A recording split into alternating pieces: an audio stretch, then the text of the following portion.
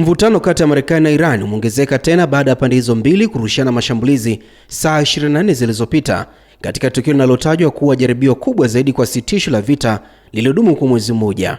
Hata hivyo, rais wa Marekani Donald Trump amesema makubaliano ya kusitisha mapigano bado yanaendelea. Iran inadai kuwa Marekani ilishambulia meli mbili karibu na mlango wa Hormuz pamoja na maeneo ya raia katika kisiwa cha Qashem na pwani ya kusini mwa Iran.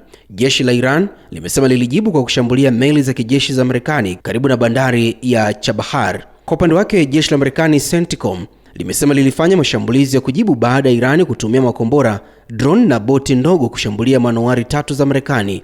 Marekani imesema hakuna meli zake zilizoharibiwa na kwamba haitaki kuongeza mzozo huo. Akizungumza mjini Washington, rais wa Marekani Donald Trump alipunguza uzito wa tukio hilo akisema, "Walitujaribu leo, nasi tutawajibu vikali," huku akisisitiza kuwa sitisho la vita bado lipo.